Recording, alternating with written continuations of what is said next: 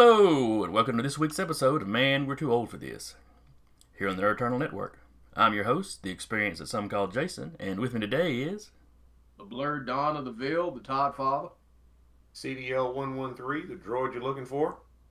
And the token emergency button, Tarky. And today, we're going to start off on probably a two-part series, maybe three, we'll see how it goes. What do we remember about the golden age of the Marvel Cinematic Universe? And by this we mean we're going to go through the movies from Iron Man to Endgame, really just going over what is the most memorable scene from it, or most memorable thing about it. Maybe in our humble opinion, because as soon as you go, this is the most memorable thing from this, somebody goes, it's a bunch of bullshit. Well, we'll each be doing what our most memorable thing was. Alright, so, starting off with Iron Man, of course. That was the first one to come out. Danny, what do you remember most about the first Iron Man movie? The first thing that pops in my mind is him, when he gets the first suit built, and he walks out of the tunnel, and he's, fighting everybody, and then he activates that jet booster and goes flying and crashes. That's the thing that pops in my mind when anybody mentions the first Iron Man. All right. Tyler?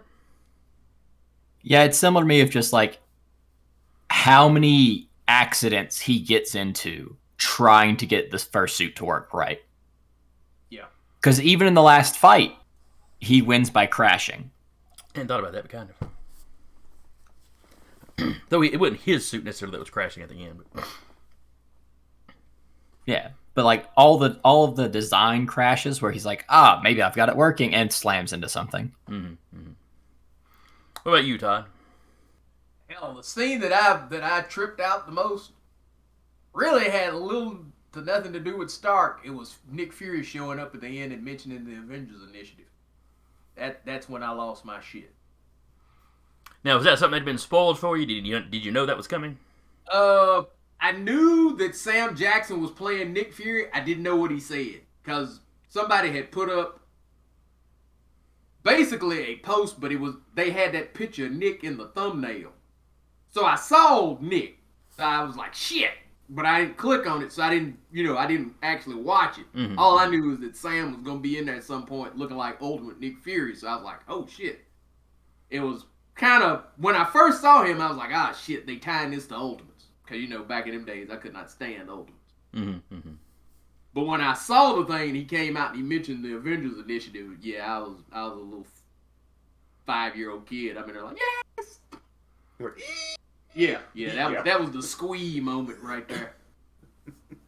Dad looking at me like I'm crazy as hell because I took Pop to go see that first one, the first time I saw it. So yeah, when Jennifer and I saw it in the theater, you had this black father and son. The father was about my age, and he had a little kid sitting there with him, and you could tell the dad was a comic fan because he had a comic book shirt on. And when Nick Fury come out, Daddy, Samuel Jackson, and he's Avengers Initiative, the dad was like, and the son was looking at him like, the hell's wrong with you? Yeah. That was Dad looking at me because when he mentioned the Avengers Initiative, yeah, I'm sitting like, that's my thing out of first Iron Man. Okay. I'm trying to think of what scene sticks out to me the most. Probably the first real fight you see me in the kind of the classic looking armor. Yeah. I forget what country he was supposed to be in, but yeah, it's where he went back to where he was being held. So I guess that was Afghanistan. Mm-hmm. Yeah, you got the whole launches the stuff and turns around as the tank explodes behind him. Chimera. Yeah, Chimera. It was wherever Jensen's was from. Mm-hmm. That was his country. But yeah, that's the first time you saw the classic suit in action is probably what sticks out to me most. What I think of first thing.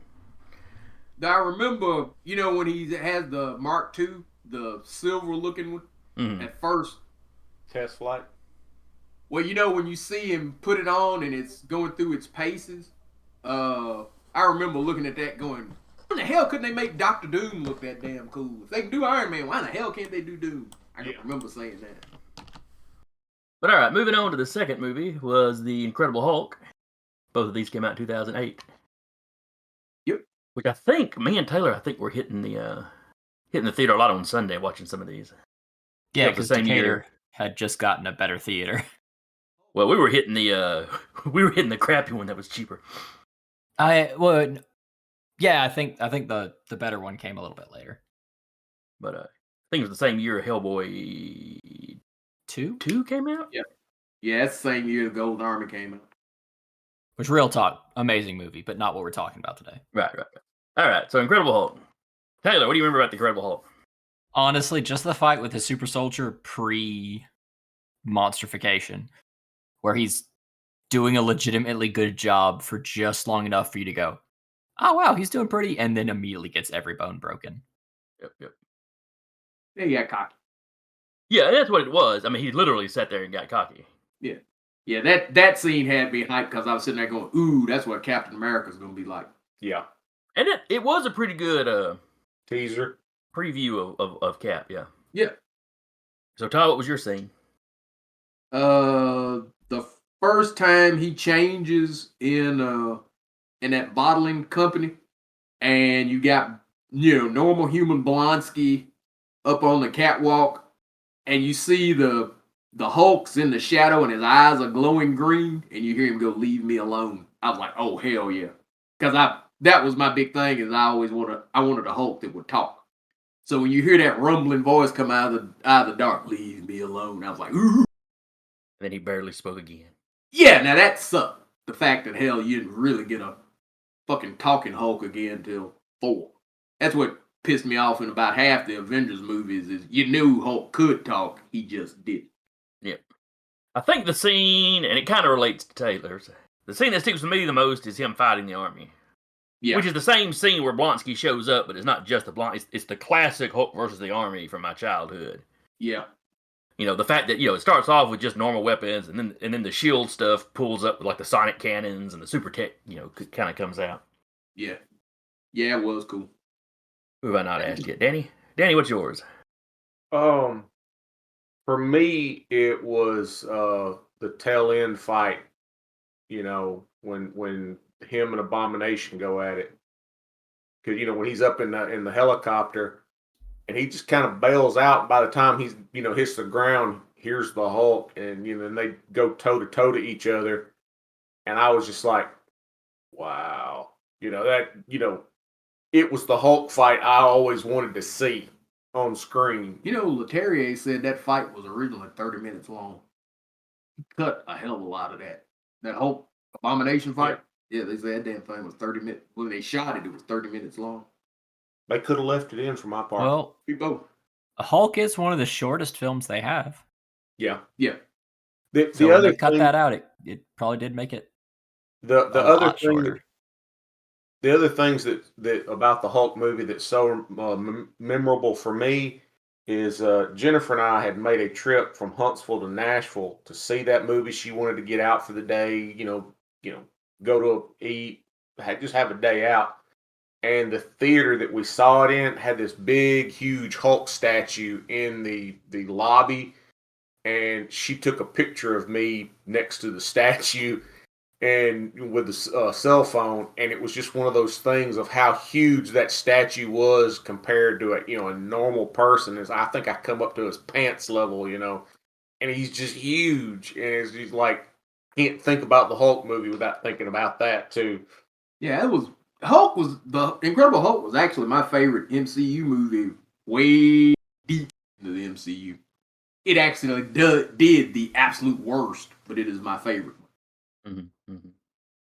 Moving on to Iron Man 2. Todd, what sticks out for you about Iron Man 2? Iron Man and War Machine in the kill box. That's the only thing I like about that movie. Yep, I am right there with you. Yeah, that scene where they're when they land, it was like, well, you go up here. Well, we got to get out of here. Why? Because this is the kill box. This is where you go to die. And they get surrounded, and that scene where they both click their helmets down and proceed to blast the living shit out of everything. Yeah, I was sitting there because I'd been hyped to see War Machine. I was like, they pulled this bitch right out of the book. This is badass and a half. So yeah, that is my scene from Iron Man 2. If I don't watch any part of that, I try and catch that part. All right, Danny. I like that. One of the things that I get a giggle thinking about it is in the first Iron Man movie, how he's got that little missile and he fires and it just goes off and huge explosion. The little cigarette-sized missiles that the bad guys. The ex-wife. The ex-wife. That's what he calls. Oh yeah. And when they fire him, it's like, dink. Really don't do any damn thing. It's like, oh, you poor thing. And I get Tony Listener goes Hammer Tech. Yeah. It tickled me when it's like, oh, you tried. Well, that was his. That was his Rachmaninoff. That was his pièce de résistance. It was his. He goes through all this damn thing about how that is the greatest weapon he's ever created. It's guaranteed to reduce the occupancy of any room to 0. It's all that in hell when he fires it. Tink. Yeah. Tony been saying the whole time that Hammer's tech wasn't worth a crap. Yep. But you, Tyler. Honestly, the thing I remember the most is just the Whiplash quotes. That if you can make God bleed, and they salute. Yeah. He wasn't the most talkative, I guess. Well, it was the whole thing of, Hammer wanted suits, and he's like, these are automated, they're better. Well, what can they do? They salute. Yeah. And as far as me, I'm like Todd. It's the fight scene. That fight scene at the end is really the only thing that redeemed the movie at all for me. I did not enjoy it up to that point. But yeah, seeing War Machine in action was nice. Even if it wasn't the same Rhodey from the first movie. Which bothered me how they did him. The original actor. Terrence out. But on the other hand, I like the new guy a little better, I think. Just in general, of having seen more of his stuff, I guess. Well, Don Cheadle's a better actor. He's also Captain Planet. And the Sagittarius were born on the same day. Yep. All right, and I believe the next one to come out was Thor. Yep. Tyler, what do you remember about Thor? He beats up a dude in the rain, just barely. That's the scene that sticks out to you, is that fight? Well, it's the whole him sneaking in to try to get the hammer and it just not lifting for him. Because it's him showing, he's a great combatant without the hammer. It's him showing, I can fight. Oh, fighting's not what proves me worthy. Okay. Uh-oh. And then he just gets, that's all I got. Immediately gets tased down. Danny, what about you? The scene where he's in town with the scientists, and they take him to get something to eat, and he drinks coffee. This is good. And he slams the cup down, and it's like another bar winch, And then this is another. Yeah, just another. And when he asked about riding beasts, was he riding dog? Yeah, he wanted a riding dog. A riding dog to get around on. They kind of look at him like, what? Well, no, he just wanted an animal to ride, and I said, we have dogs here, and he goes, well, get me one big enough to ride, or one large enough to ride, or whatever. The throwing down the cup thing I've heard was just him improvising. So if any of his co-stars in that scene looked a little startled, they probably were. Yeah. For me, it's the whole bit towards the beginning where him and the Warriors 3 and Sif and Loki all hit Jotunheim. Jotunheim, thank you. Just that whole fight scene, the first time he twirls the hammer, when Odin shows up on the 8-legged horse, just all of that. Jason took mine because that was the scene where me and Travis start giggling like schoolgirls when you see him spinning the hammer. Because that was a worry of mine as I was like, I wonder if they're going to have him doing it. I wonder, because the MCU was early enough then, and they would get kind of antsy sometimes about stuff from the comics, and it's always been kind of like little shit like that that'll win me. So when he starts spinning the hammer and shooting the rocks at him, yeah, me and Travis sitting there like, yeah, I figured that was yours. That's why I went ahead and jumped in line. Yeah, bastard. I'll let you. The next time, I think we're gonna have the same one. I'll let you go first. Well, I went first last time because I knew. Let's be honest. I knew out of Iron Man 2, the only damn scene in that damn thing was worth shit's the kill box. Mm-hmm. And after Thor, we regressed in time for Captain America's first Avenger. Danny, what do you remember about Cap? I remember when they first showed the picture of his uniform, him sitting on the motorcycle, the still from the movie set. I was like, "What kind of crap is this?" Because by that, sorry about that. By this point, you were used to seeing something really close to the, comic book uniform, as close as they could get or wanted to get, I guess I should say. And I saw that, and I'm like, he ain't never wore that in the comic books. What the, it just looked like crap to me. And then when I saw it actually in the movie, why he's wearing that, I'm like, oh, that makes more sense. I'll allow it, because when they show him in the actual comic book uniform, it's like, uh. Well, that's because they went out of their way to make the actual comic uniform look they've bad. done that. Every time they've done an actual comic uniform, they make it look as shitty as possible. They did that in Hawkeye. Yeah. One of the dudes that's LARPing is wearing the classic Hawkeye outfit, and it looks like shit. Yeah. That's just kind of a thing. Yeah. Hollywood just can't stand to not do that. They were doing that back in the X-Men movies. Yeah. The Jessica Jones TV show. But that's the MCU. The MCU is bad about mocking. They will mock the way they looked in the comics, and they'll give you that classic outfit. But anytime they do it, they make it look as cheap and horrible as they can possibly do it. Yeah. All right, who was next? Todd, what do you remember about Cap? Cap is hard for me because I literally love that whole movie. That's one that it's hard for me to pick a favorite scene because I got so damn many of them. That's First Avenger is one that I legitimately just love that fucking movie. I watch it any damn time it comes on. So it's kind of hard for me to pick just one scene from it. That's one I just like that movie. I mean, that's fair. It's a very good movie. I like it a lot. Out of the characters that they've done, Captain America was the one that they knocked him out of the park. Yeah. His performance of Captain America, of course, when they originally cast him, I had seen him in a bunch of, I'm in high school / college, and he was kind of the goofy jock bro kind of dude. And then he was in the Fantastic Four as this, goofy jock bro kind of, Human Torch. And I really hadn't seen him in anything that made me go, yeah, I can believe he's, Captain America. Until he was in, I'm like, okay, he did a damn good job. He acted his ass off. Especially for when they showed the pre-serum. That was the trick with Captain America is it was so well written that I liked Steve before he became Captain America. I was sitting there pulling for him when he was a run. Yeah. And it was like, he was, like I said, that one, they just hit a home run with that one because he's likable. He's likable throughout that whole damn, but truthfully through all three of them. But when he threw the colonel threw out the dummy grenade and he dove on it, not knowing it was a dummy. When they were like, whoever can get that flag and hand it to me gets such and such so and so, and everybody's struggling. He's just standing there watching them, then walks over, pulls the peg out of the bottom of the flagpole, lowers it down, takes the flag, and walks over and hands it, and then gets the Jeep ride back. Just those kind of little things where it was like, wow, you rooted for him to win, even before like us nerds knew what was going to happen, but still you sit there and go, oh man, I like him.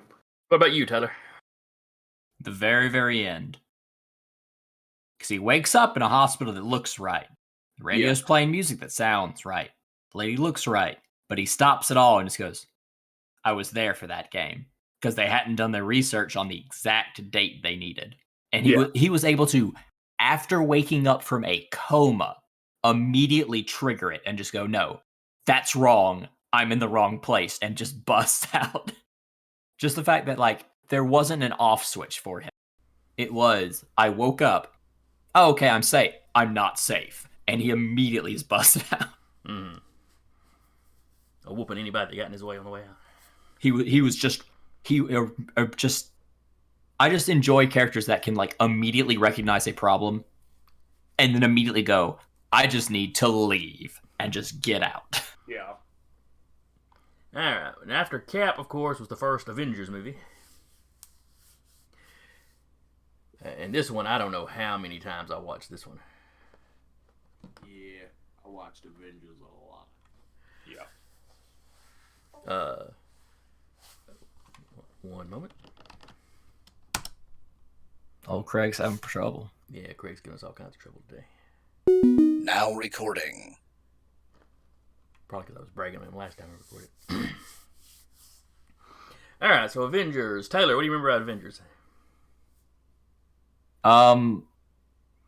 Honestly, I hate the fact that the thing I remember the most is Loki catching the arrow only for it to explode in his face. Like that's the scene that just comes to my mind when you say Avengers. So I'm like, aha, Hawkeye's useless, bang. It's like, oh, okay, well, that was nice. Hawkeye's useless, bang. What about you, Todd? Probably the Hulk Thor fight.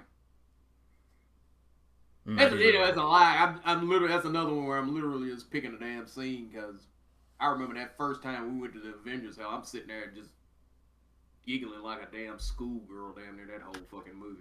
But to see Hulk and Thor go at it, yeah, I'm like, oh hell yeah.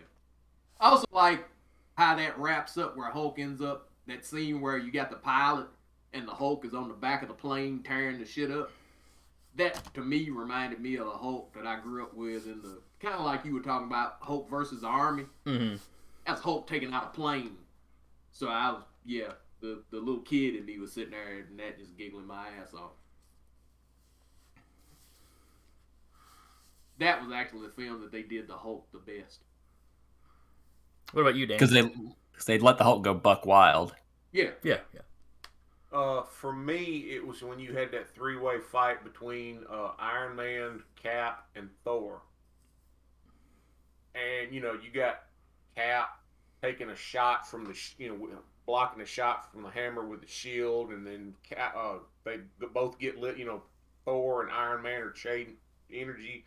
It just that fight, just the way they didn't know each other, they didn't know to trust each other, and it was like, oh, that's pretty good. It was your classic misunderstanding fight. Yeah. What'd you say? I said it was your classic misunderstanding fight. Yeah. For me, I just had it and I lost it. All right, I'm not even as old as you guys yet. Probably your senility kicking in.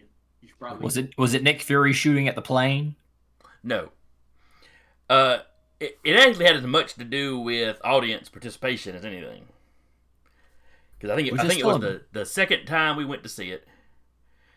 We're sitting there. It's the scene where Loki stabs Coulson. Oh yeah. And like I said, it was the second time I'd seen it, so this isn't catching me by surprise. But there was a woman in the crowd that it caught her by surprise. So Loki runs him through. Spoilers. And I hear this lady. I'm sitting on the side set of seats, but I'm sitting kind of by the aisle, so I'm close to the middle. And this lady was, across the aisle and down a couple of rows, and I just hear her, "You shit!" And I go, "Oh, she was a Coulson fan." And that is like one of the first things I think about anytime I think about that movie. It's not necessarily even the scene itself, because there were a lot of really good scenes in the movie. Participation. Yep. Though the way Coulson went out was another one of the neat scenes. It was just a well done movie. I'm surprised nobody said the Hulk pancake and Loki thing, because that was that's Pop's favorite scene. That was Jennifer's favorite scene when he snatches him up by. I'm a god, you dull creature, and I will not be. Just the thing that's neat about that one is he whacks him about 3 times, then he looks at him to see if he's still like moving, and then he whacks him a couple of more. Yeah, it's like damn. And Loki's still. Also note that Loki's still conscious after all that. Yeah. He's just hurt. But he's done. Yeah. Oh yeah, he's absolutely done. The line that tickled Jennifer was, when Iron Man flies up into the tower, and Loki's up there, and he's changing out the little thing to get his armor repaired, and he goes, "I have an army. We have a Hulk." And Jennifer sitting there next to me in the theater just cracked up, and I'm like, after the movie, I'm like, I noticed you cracked up when he said we have a Hulk. And she goes, well, we've seen him in, 3 movies now? They should know he can take on the army by himself.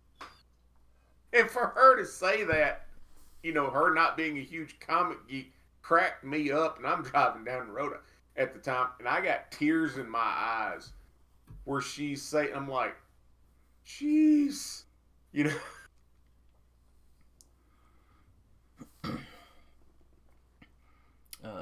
see.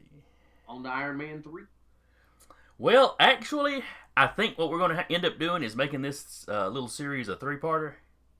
Okay. Because we were at the halfway. Oh, we're basically at our 30-minute mark now.